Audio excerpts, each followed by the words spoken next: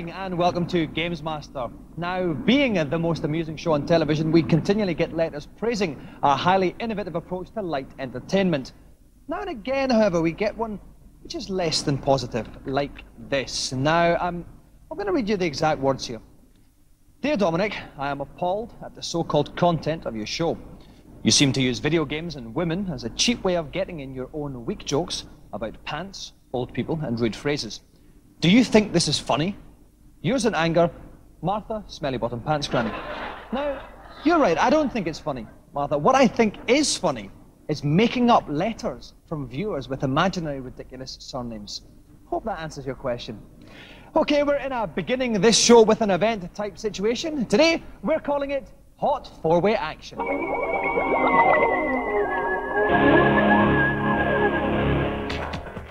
Wireplay is Britain's first, quite literally dedicated network gaming service, allowing PC users all over the country to compete in various multiplayer games. The system's not been without its teething troubles, so we thought we'd gather up a few people from around the country to find out whether Wireplay really is the future of gaming or just plain pish. For this event, I have found a plucky flying ace to take on 3 opponents in different parts of the country on the network game EF2000. Tucked snugly into his cockpit, my contestant will leave plenty of British spunk if to avoid going down with 3 murderous opponents. Chocks away, lads! Okay, this fine young figure of a man is going to be our Atlantis-based challenger in the Wireplay Challenge, Robert Murphy from Hartford. Robert, is it Robert, Rob, Bob, Rab, Bert, Cynthia, what do I call you? Rob. Rob is fine, we're happy with Rob. Okay, now I believe that you quite fancy that Gillian Anderson from the X-Files? Oh yeah, very much so. Yeah, you think she's a very nice lady? Yeah, very nice. Well, it's funny because as I left her this morning doing my hoovering and washing up, she said she quite fancied you as well. Oh well, I'm glad to hear that. Okay, now Rob, you're going to be playing against 3 people spread out all over Britain. I'm just going to check and see if we've got them all there. Let's go to Ian in Croydon. Hello, Ian. Hi, how are you? I'm fine. How are you, Ian? I'm doing okay, thanks. Right, thanks, Ian. We have also got Jason in Stepney. Hello, Jason. Hi. Hi, now, Jason, your nickname is Bonehead. That's right. Why is that? It's just something, the PE teacher, my old school used to call me that because, you know, I used to always get into trouble, I'll be falling down the stairs, or just a bit accident prone, so he just called me Bonehead, so it's just always stuck. Right. Living proof of the lack of imagination in PE teachers at present and within the national curriculum. Okay, finally, we've got Martin up in Warrington. Hello, Martin. Hello, Dom. Martin, you've got a weird nickname as well. Is it Scumbag? Oh, well, I don't know. I've got lots of nicknames, really, but it's obviously family TV, so that seemed most appropriate. Excellent. Okay, so it would appear that we've got quite literally a cross-section of the moral fabric of British society. Rob, I think you're the only normal one. To tell you the truth, I mean, we've got a lot of weirdos against you today. Definitely. Okay, Rob, what we're going to do, we're going to get you set up in your games playing position, and while we do that, you can look at today's news.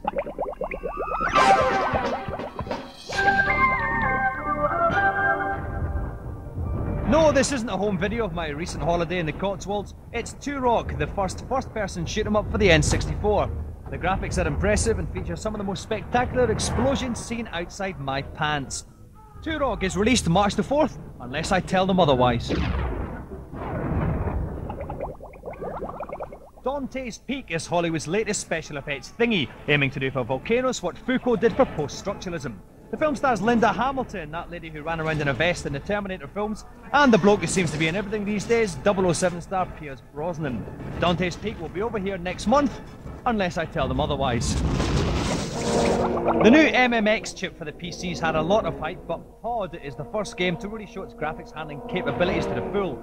Released in a couple of months, it features all sorts of network and multiplayer bib-bobs, including internet play. So if the brand new £2,000 PC you bought a couple of months ago doesn't have an MMX chip, chuck it out, unless I tell you otherwise.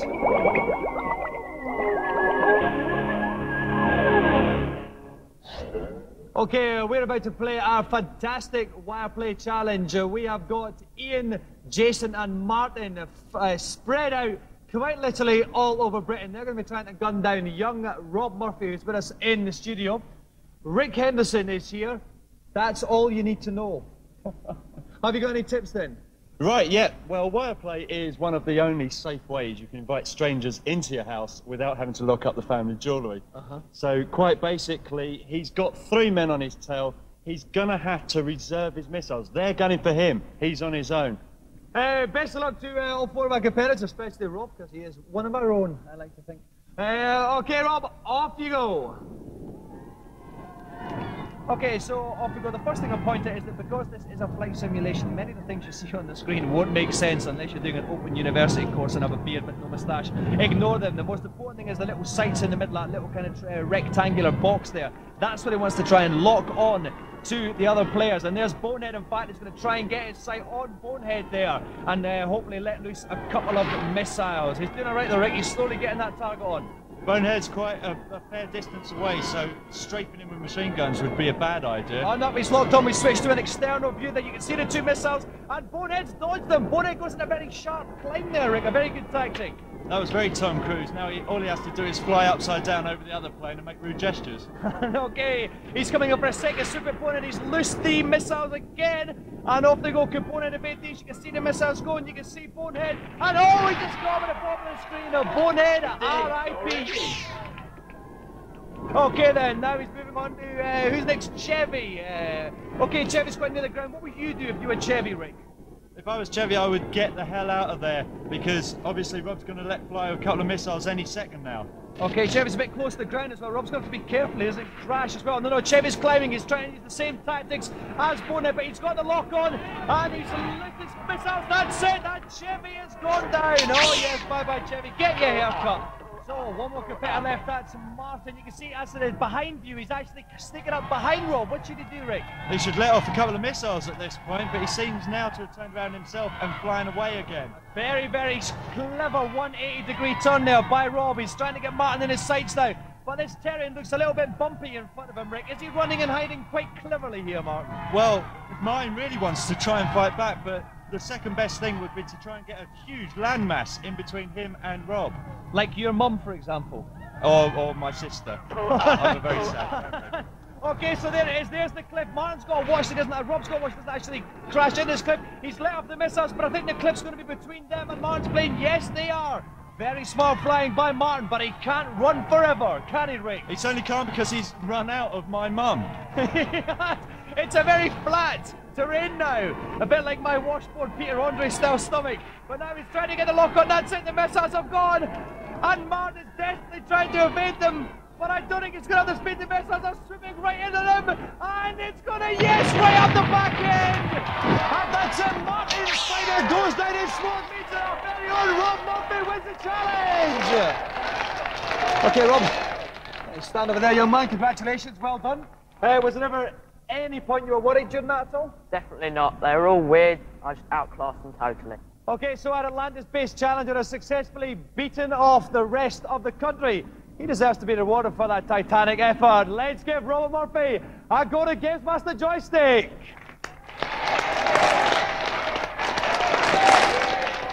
Okay, now we've had a successful glimpse of what it's like to live in Croydon, Stepney and Warrington. I'm sure you all want to go off and book a fortnight in those respective resorts. We'll give you the chance to do it during today's reviews.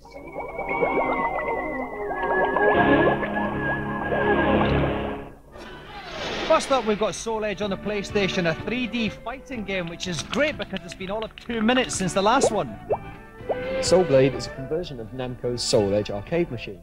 From the start of the game, you notice they've added new things, beginning with one of the best intro sequences you've ever seen.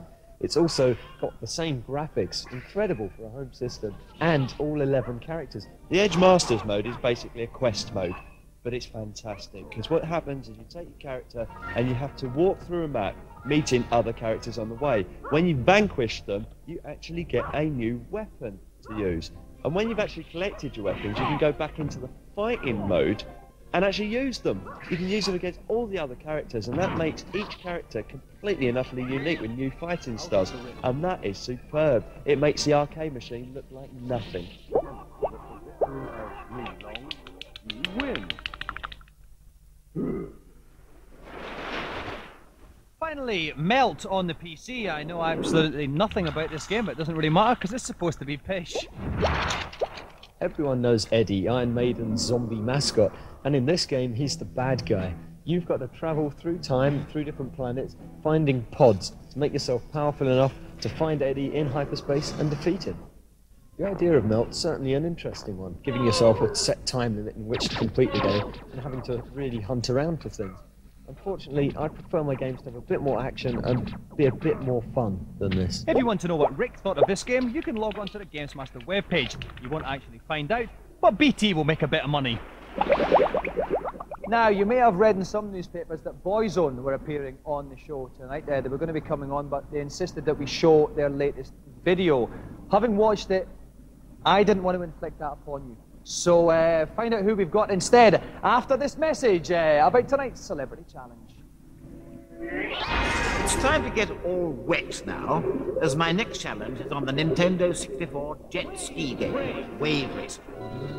Each contestant will attempt to score the maximum points on 2 separate tracks as they churn across the water. Time is short, and they'll have to reach the extension points if they want to stay in the money. Surf's up. Our special guest tonight recently won Best Rap Act at the Black Music Awards, an award they narrowly pipped me for, bizarrely enough. Please welcome the Brotherhood!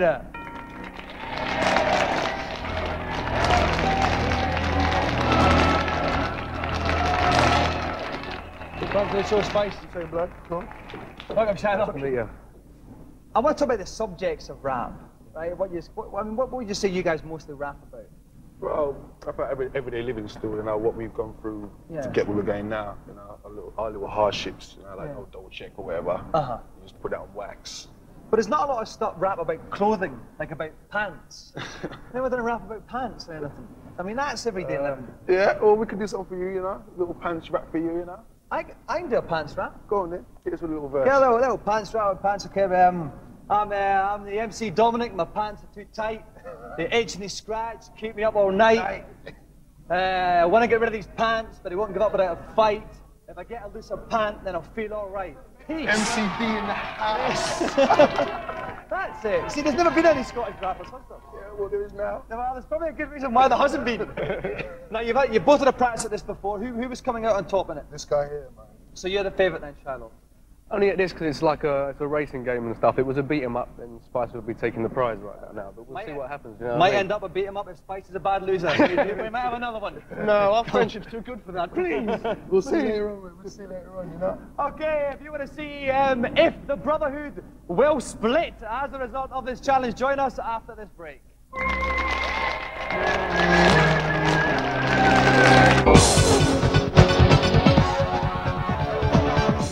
Welcome back to GamesMaster. We have the Brotherhood on as special guest tonight. If you missed the first half of the show, then you missed me doing a rap for the first time ever. In the break, I've cut my first single. Derek Lynch from Namco Wonder Parks is the only person who's bought it. Right, Derek, any tips for the guys on Wave Racer? Well, for this game, they'll have to watch out for the line themselves up on the jumps, also go for the loops, and when they do go on the jumps, do a a loop. A loop in the air, that's right, by clever manipulation of the joystick. Okay then, the name of the game is points. Like Derek was saying, there's 3 ways of scoring points. The first way is get as much air off the jump so you can pull some stunts in the air. Secondly, go through all of the hoops. The more hoops you can go through, the more points you will get. It kind of goes up. If you miss one, you go back to the start, point-wise, and you knock your watch off. And finally, any time you have left when you go through the finishing line will be converted into points, so you don't want to hang about either. We are going to do 2 courses, a 1-jump course and a 4-jump course. Spice is up first on the 1-jump course. Best of luck, Spice. Take it away.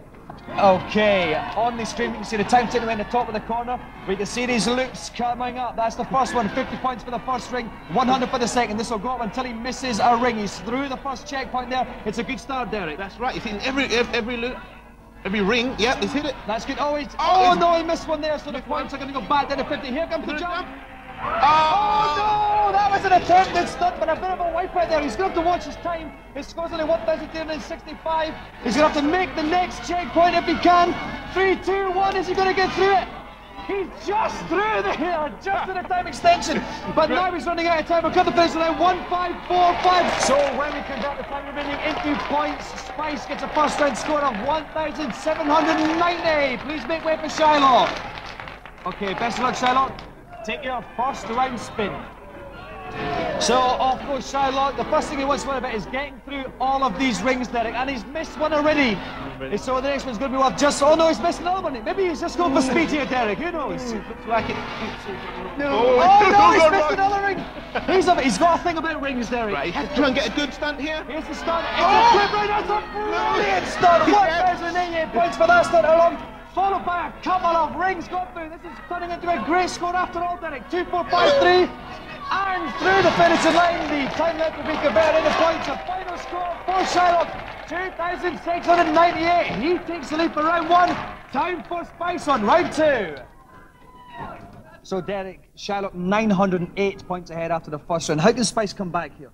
Well, what Shylock did, he did an excellent stunt. Off the jump. On the jump. So that's putting him ahead. So Spice will have to watch to be accurate on those loops. And there's 4 jumps in this next course. Right. So if he can do a stunt on each one of those ramps, he's well ahead. He's in with a chance. Okay, best of luck, Spice. Take it away for round 2. Okay, like Derek said, 4 jumps in this one, so a lot of points at stake. We've got these loops first of all. He's going through these rings. They're quite easy at the start, Derek. That's right. He's holding a good course. That's good. This is the gentle bank here up to 250. Oh, he missed one. They're back to being worth 50 points. Through the check, but now we've got the jump, Derek. Oh, lovely. Great stunt there. The second jump. Oh, yes, he just got 2 somersaults. He's just got a thumb. No, a stunt, and the time's running out. He wants to get through this checkpoint. He just has. He's got a time extension 2906, Derek. Right, he's right off. It's wiped out, Derek. It's going to take him a better time. The time's going to run out, Derek. And 4, 3. I don't think he's going to make the next checkpoint. He wants to get a point somehow. He's not going to be able to. He finishes on 2,906 for Spice. Spice, please make way for Shylock. So Spice's 2-round total, 4,696. So that means Shylock only needs to get 1,999 to win today's challenge. Best of luck, Shylock. Take your second round spin. Okay, again, Derek, I suppose he's got the choice. He can go for the rings, or he can just maybe play it nice and safe and make sure he does the stunts off the jump. Oh, he's missed the first ring. Missed the first ring. He's only got 50 points so far. He's going to have to score a bet on the judge, but he got the time bonus there. 350 for the time left when he went through the checkpoint. He's on 550 through another time. 955. Let's see the stunts now, Derek. He's done it. His first back loop. That's it. 2024. Now it's just a kind of, it's just a little bit of showmanship now, Derek. He's done the challenge. It's a wonderful display, though, Derek. Talk us through this. Well, he's avoiding the dolphins and he's hitting those rings. Last jump here. Lovely. It's almost arrogant, Derek, isn't it? Your style. It is amazing, and through the finishing line, a final score, 5,441. I'm not sure the exact points, but I know it's quite a big winning margin for Shylock.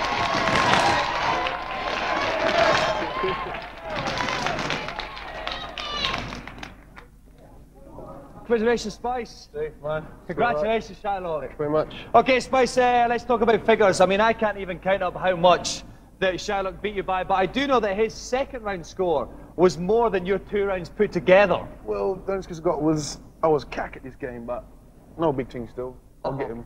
Oh, no big thing. Shylock, what about you? Interesting tactics you were using, especially in the first round. Well, you know, I'm not too good with rings, so, you know, I just forget the rings and just go for the jumps, because that's where the points are, but, you know, it's luck, really. Well, you should see me drive. It's not very good. It's not good. It was a lucky 3,500 point win. A very lucky 3,500 point win. Listen, thanks so much for coming on, guys. All the best in the future. For real. Thanks very much. There is only one GamesMaster Golden Joystick, and Spice doesn't get it. Go to GamesMaster Joystick, goes to Shylock.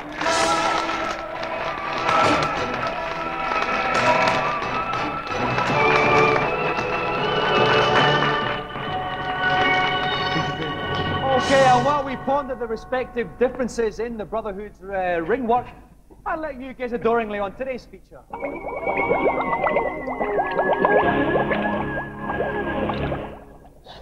This week, I'm being ironic in Venice Beach, California, home of Digital Domain.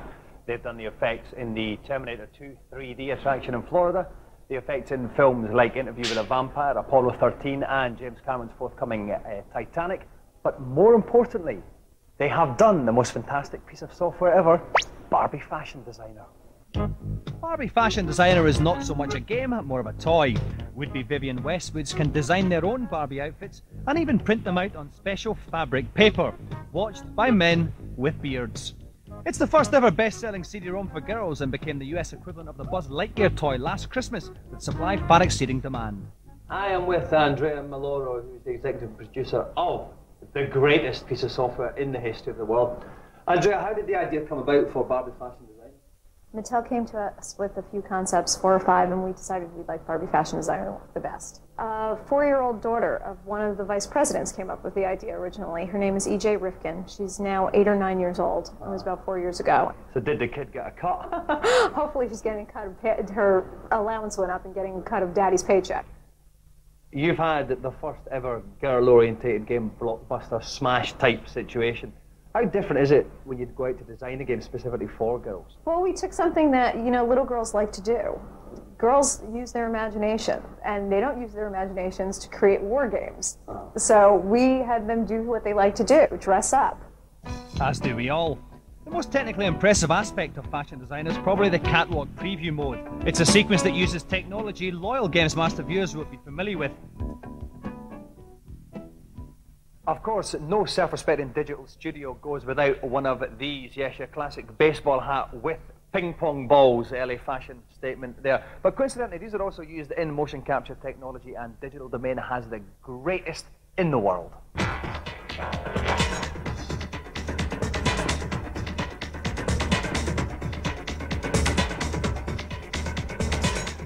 Yes, this is indeed Michael Jackson on his sponsored Weight Watchers tour. It's a scene from his latest video created by Digital Domain's motion capture supremo, Andre Bustanobi. What was the biggest problem to get over in the motion capture for Barbie? Probably the main problem was that as a character and sort of a toy with rather stylistic proportions in terms of her relative to a human body, we had to somehow bring in an actress, you know, a model, put the markers on her, and somehow take that and sort of fit it into the Barbie model. What's the main difference in terms of the problems between the motion capture for Barbie and the motion capture for Michael Jackson stroke skeleton? Essentially, they were the same. It was the same capture technology, but with Michael Jackson, whole different kind of motion, and a heck of a lot more markers because of the nature of the character and the subtlety of his own motion for the dancing. Well, this high technology was mighty impressive, but personally I couldn't wait to get the filming over with and enjoy the simpler pleasures in life.